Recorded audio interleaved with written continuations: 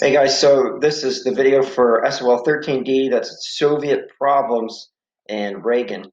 And if you want to get on Google Classroom to do the reading for this, remember that Google Classroom code is G9AKF4. You need to click on Classwork and scroll down to the Cold War era, that's SOL13. And the reading that goes along with these slides is SOL13 Narrative 1 and SOL13 Narrative 2. And if you want to knock those out and send them to me, you're more than welcome.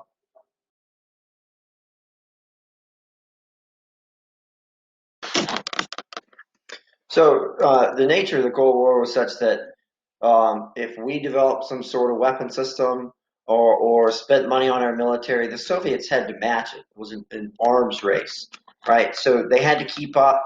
The problem is their economy was like a fraction of the size of ours. So we're literally going to, in the end, outspend the Soviets, but we're not quite there yet.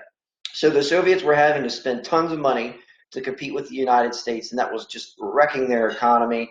And a lot of Soviet republics wanted independence. This is going to be really problematic for them.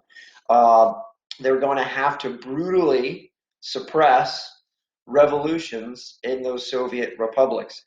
From about 1964 to 1982, the Soviet Union is led by a guy named Leonid Brezhnev, and his leadership is just marked by corruption and inefficiency and mistake after mistake. And probably one of the biggest examples of that is the Soviet invasion of Afghanistan.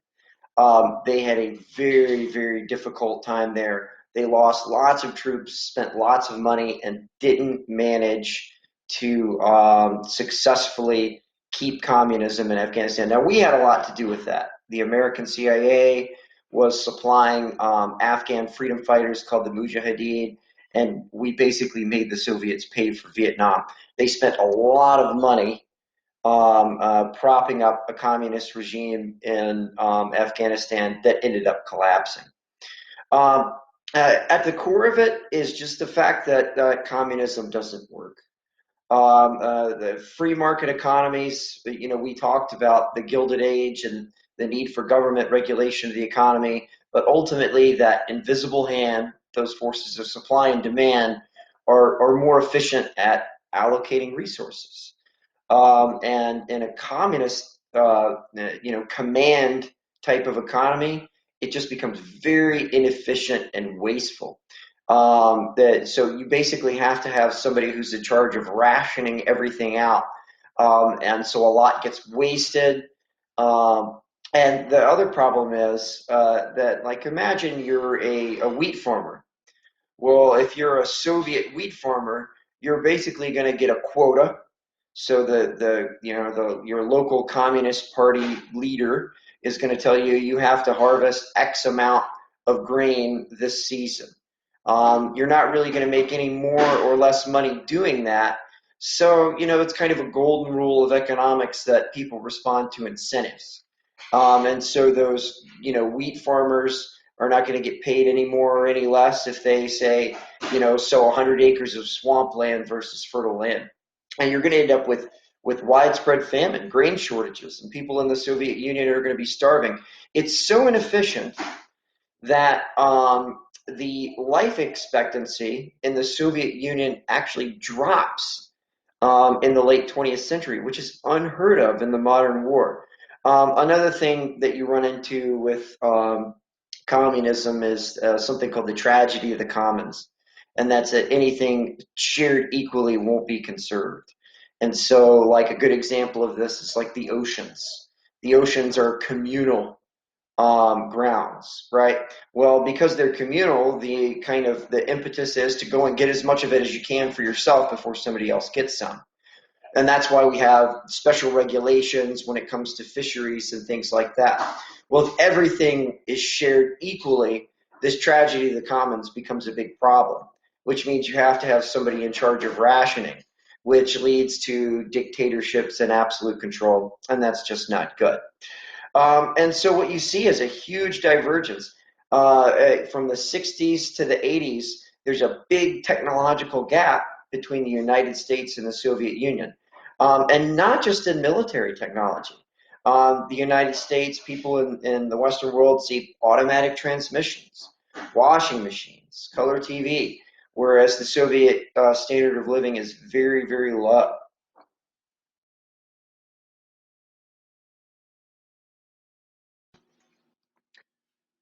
So by 1985, Mikhail Gorbachev is going to begin his rise to power in the Soviet Union, and he is going to be much different than previous Soviet leaders, and I'll explain that a little bit. But one of the biggest things to remember about Gorbachev is he was willing to let communism fail. So we're going to see some Soviet republics declare independence. If it had been Brezhnev or Khrushchev or Stalin, they would have sent in the Soviet army and forced those Soviet republics to stay communist. Mikhail Gorbachev is not going to do that. They say you can rule by fear or rule by love. Gorbachev is definitely a rule by love kind of guy, and it's going to give him a Nobel Peace Prize. He is going to allow communism to fail, and that is ultimately going to end the Cold War. All right. In the Soviet Union, he's going to introduce some major reforms. One of them is this Russian term right here. It's glasnost. Glasnost means openness. He's going to say a crazy thing. He's going to say, hey, let's listen to the Soviet people and then try to give them what they want. That's huge. Think back to like Stalin. If you question Stalin, if you complained about Stalin, if you complained about life in the Soviet Union, what would have happened to you? You would have been off to the gulag, right? Now, all of a sudden, Soviet people are allowed to speak their mind, criticize the government, ask for better, and he's going to try to give it to them. So that's huge. He's also going to introduce something called perestroika. That's restructuring. He's going to allow free market practices in the Soviet Union. So basically, he's going to allow the limited capitalism.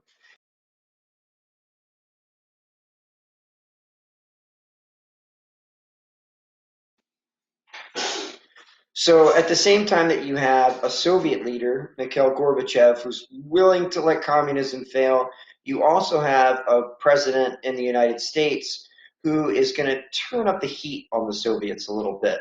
Now, prior to Reagan, say from the time of Nixon to Reagan, remember we said that the idea was to ease tensions between the Soviet Union and the United States. This is that thing we talked about, détente. Détente was like, let's ease tensions between the United States and the Soviet Union, try to get along and avoid, a larger conflict. Well, when Reagan comes into office, he's going to depart from that idea of détente, and he's actually going to increase tensions with the Soviet Union. Now, he's not trying to start a war. Reagan recognizes that at this point, the Soviet Union is sort of on its way out, and that he can turn up the pressure and really end the Cold War, and that it would actually be kind of irresponsible to allow it to continue on, right, and not challenge the status quo. So Reagan's got the right idea. Reagan is going to challenge the moral legitimacy of the Soviet Union. He famously calls the Soviet Union an evil empire. Now, he ends up visiting the Soviet Union and retracting that statement. Says, no, the Soviet people are not evil.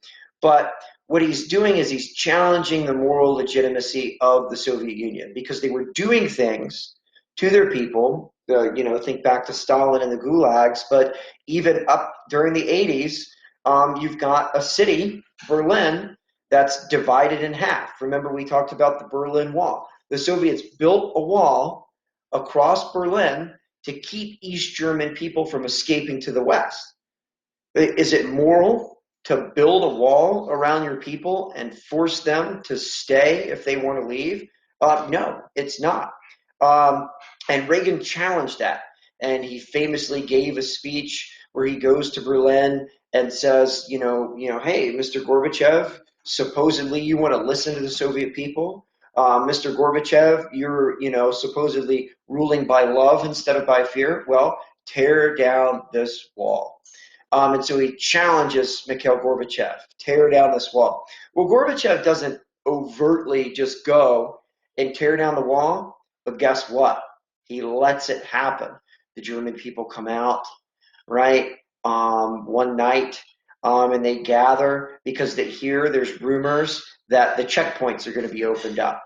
And so then all of a sudden, a few brave Germans start to cross through the checkpoints, and the guards at the wall don't exactly have clear orders, and so they start to let these Berliners wander back and forth, and all of a sudden these Germans realize, hey, we can freely pass between East and West Berlin.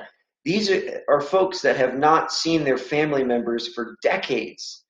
They've been on the other side of the wall, and now all of a sudden they can cross back and forth freely. Well, it's like a carnival atmosphere. And in the middle of the night, all of these Berliners come out with sledgehammers, pickaxes, and even earth moving equipment, and they just start to sort of express their hatred for this wall by ripping it down.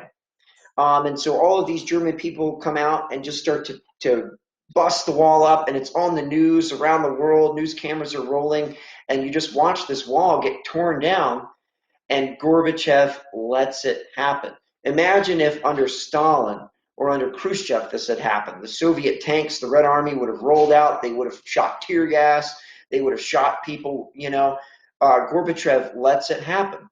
And the fall of the Berlin Wall is one of those watershed moments where people realize, hey, the Soviet Union and the Cold War are coming to an end. All right. Now, it's not just rhetoric. It's not just words that Reagan is going to use to pressure the Soviets. He's also going to do it with money. Our economy is huge compared to the Soviets. And guess what? We can shovel money into the fire faster than they can ever hope to. And so Reagan is going to outspend the Soviets by increasing military spending dramatically. One of the most poignant examples of this is something called SDI. This is the Satellite Defense Initiative. And it was derisively called Star Wars, right? And so Star Wars, or SDI, was this huge, complex plan to build like a satellite defense network that could shoot down Soviet intercontinental ballistic missiles before they reached the United States. And it was super expensive, and the technology to do it really didn't exist, right? And Reagan actually caught a lot of criticism by saying that he was going to weaponize satellites and spend billions of dollars on this sort of far-fetched scheme to create a satellite defense network. Well, it didn't matter if it worked or not. If we built it, the Soviets had to counter it. That's the beauty of it. If we built it, the Soviets would have to either match it or come up with something better, because it's an arms race. That's the way the Cold War worked. There's no way the Soviets could keep up with that. And so whether it worked or not, it was super expensive. And at the end of the day, programs like SDI, the Soviets just wouldn't be able to keep up. So they had a choice. They could either say, you know what, we're not going to keep doing this. We're going to spend our money on other reforms and other, things in the economy, on the Soviet people, and abandon this Cold War arms race. And if they do that, then the Cold War is quickly going to come to an end. That concludes our lecture for SOL 13D. Remember, you can access the readings for the Cold War on Google Classroom. So our Google Classroom code is G9AKF4. When you get in there, click on the Classwork tab. Don't try to find things in the stream. Click on the Classwork tab. That's where it's all nice and organized by topic. And then scroll down to SOL 13, the Cold War, and you got SOL 13 Narrative 1 and SOL 13 Narrative 2 in there, and those are the readings that go along with these lectures. Thanks.